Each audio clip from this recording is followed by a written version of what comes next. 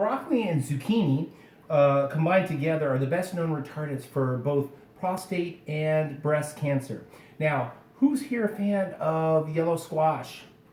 Now, does anybody know why they call it yellow squash? Come on, Terry. I know you can get this one. Yellow, that's right. Now, you're going to win a prize. I'm going to go ahead and give that to you. But yes, yellow squash has twice the vitamin C as oranges. So, and it's just yellow. Now, who here likes corn? I'm a huge fan of corn. I love corn. And a lot of people always tell me that they think corn has no nutritional value. And that's not true. Actually, if you're diabetic,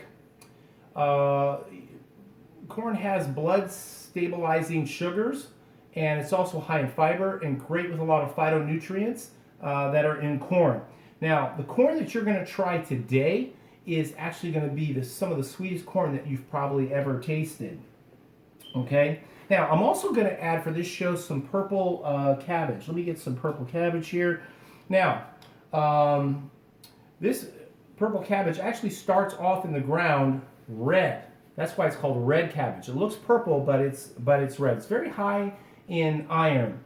So we're going to add some of that in. And lastly, I am going to add some red pepper, mostly for the color, because we eat with our eyes. And actually, can anybody tell me what is the difference between green pepper and red pepper? Does anybody know? It's a trick question, actually. Bob, come on, you can. Yes, it is more expensive, but actually, it is the same pepper. It's just on the vine 3 weeks longer. It's a little bit older and a little bit sweeter. And let me tell you, that's what I tell my wife all the time and my kids, is I get older, I get sweeter. So they've done lots of studies and spent millions of dollars to figure out exactly what are the two colors that make us the most hungry. Now, one of them is red. I'm going to give you that one. What is the other one? Does anybody guess? Orange? No, I'm sorry, little Charlie. That's a good guess. Green? Actually, that's my most popular guess, but that's not exactly it either. The answer is yellow. And if you don't believe me, look at all of the restaurant signs when you drive home. They're all red and yellow. Makes us eat a lot of food. So if you want to have your kids eat more, just feed them red and yellow. Now, I've got all my vegetables in here, and that looks beautiful. Does it? Now, if we were to cook this the old-fashioned way, what would we do? We would add what? Water. Exactly. And if we didn't have the water, what would happen to the vegetables? They would dry out and they would burn. So now, if Grandma was cooking this, she would drown these in water, and she'd put them on top of the stove, and they would cook for 20 minutes. And then she'd take them off, and she would be like, oh, there's still too much color in there. Let's put them back on the stove for another 20 minutes. And then she'd take them off when that happened, and she says, okay, they look good, dead, and done. You know, let's go ahead and say grace over this mess and have it for dinner. Okay? Well, guess what? Today we are going to rescue our vegetables from water. Okay? So we're going to pour all of that water off. Okay? Now, the two main enemies of our vegetables is water, which is the universal solvent, and heat. And what happens with the heat is it takes out all of that good cancer-fighting nutrients and antioxidants that are in our food. So what we're going to do is, and that's actually after only a 5-minute rinse. So I'm going to make sure I get a good seal on that. And I'm going to put this over here on my induction stove, okay? Now, the induction stove goes all the way up to 900 degrees, but I'm only going to go on a 2. So beep, beep. So we've got 2 on there. And we're looking for an internal temperature of 180 degrees. Now, once we reach 180 degrees, we're going to see a steady stream of vapor that's coming out of there. And 180 degrees is the perfect temperature for killing all of the naturally occurring bacteria, but it's not high enough to destroy all of the nutritional value, all of the flavor and nutrition that is in the food. Okay? Now I'm also going to take the rest of these carrots that I have here, and I'm going to put these in here, and I'm going to add this beta carotene booster shot, and we're going to go ahead and cook that on our other stove here at a regular temperature. Now, I got a couple of questions for you. Who wants their food to taste better? Say yay. Yay. And who wants their food to be more nutritious? Say yay. Yay. And who wants to eat anything and everything without gaining weight? Say yay. Yay. Okay, that's great, because food is not a fad, folks. We have to eat every single day. And we're cooking at 180 degrees, and we're not going to be boiling any of the food today. So while we're cooking, or this is boiling, the regular carrots that we're boiling, that's cooking at 212 degrees. Okay, and you're losing 50 to 85% of the nutrients when you boil. Now, if you steam, steaming takes place at 240 degrees, and it's better to steam than to boil. But if you steam, you actually end up over steaming by 3 or 4 minutes on average, and you're losing 90% of the enzymes. So you don't want to do that. Microwaves actually cook at 700 to 900 degrees, and if you're cooking things in the microwave, you're actually destroying all nutritional value of your food. So today, by cooking at 180 degrees, we actually are going to retain 98% of all the nutrients in the food.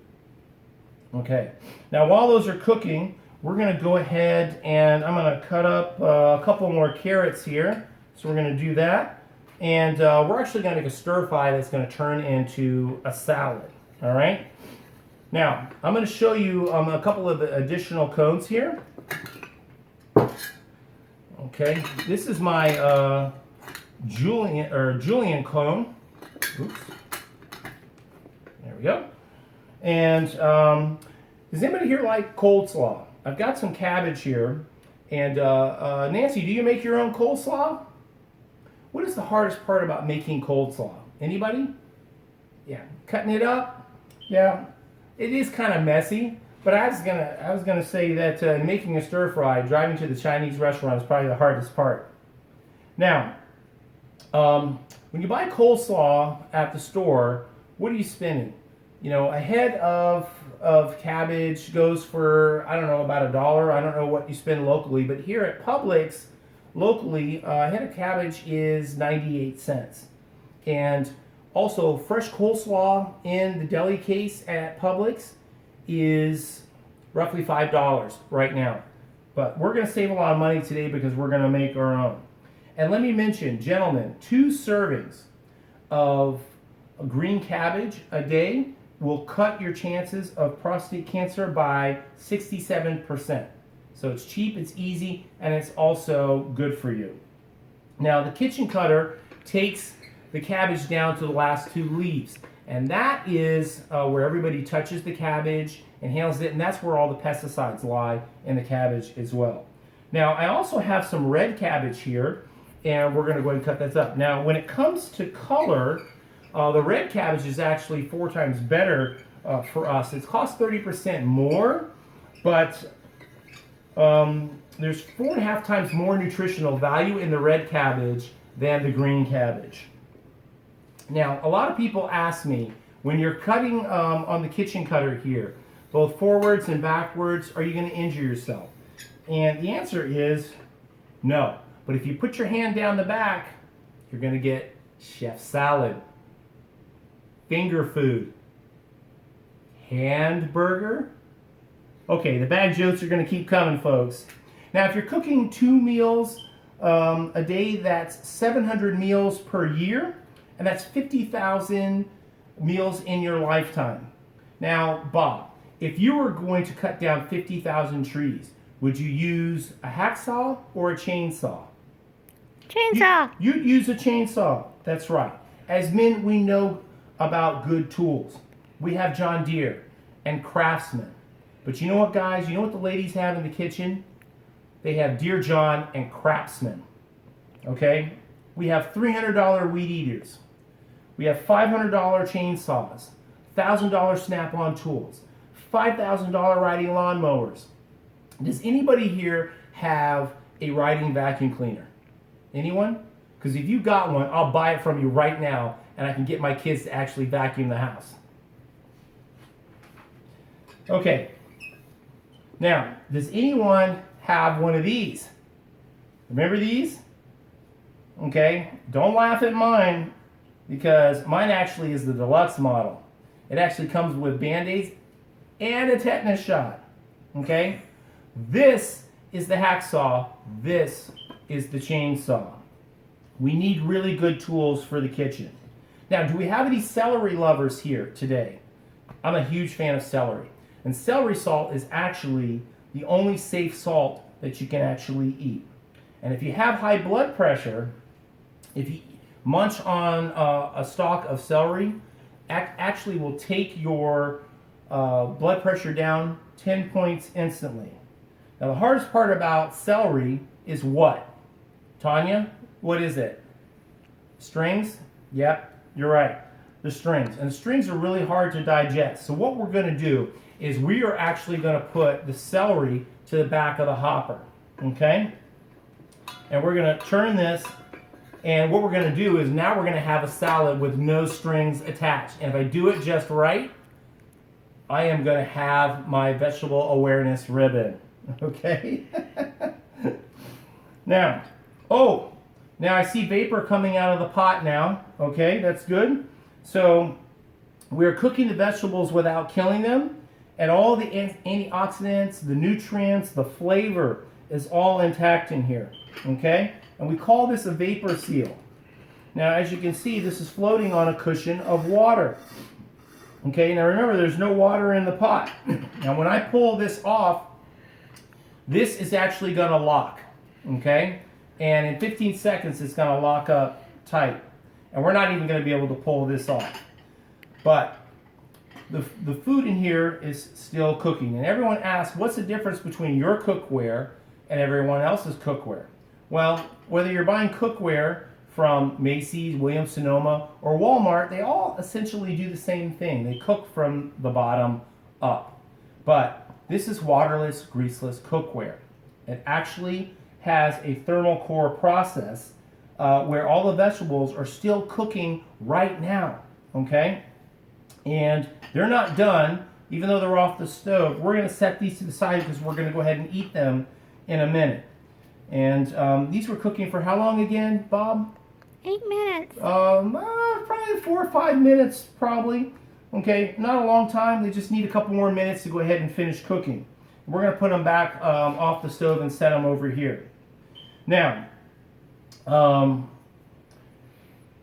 University of Wisconsin actually did a study that when you cook on medium to low, you are actually saving $1 on your gas or electric bill. Okay, so that's 365 days a year. And if you're cooking 2 meals over 5 years, that's $3,000 that's going back into your bank. Okay, so that's a really good thing. Now I also have an onion here. We're going to go ahead and cut this. Now, with onions, I have to ask you this question. It's a good birth control vegetable, and it's a good weight loss vegetable too. You actually don't lose weight. You actually just look smaller from far away. And when my daughter goes to college, she actually has to eat 3 onions and a clove of garlic every day, or I'm not paying for nothing.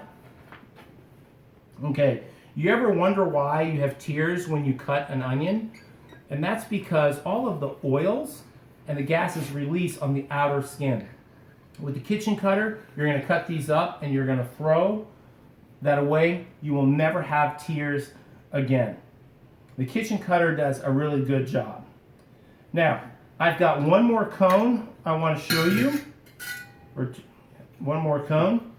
Okay, this is the shredder cone. And this is one of my favorite cones.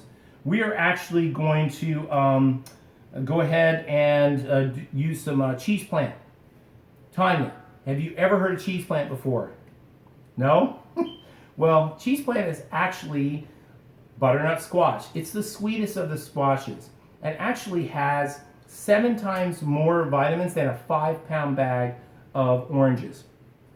And while I'm mentioning it, this is a very difficult vegetable to cut because it's so hard and the rind is very tough.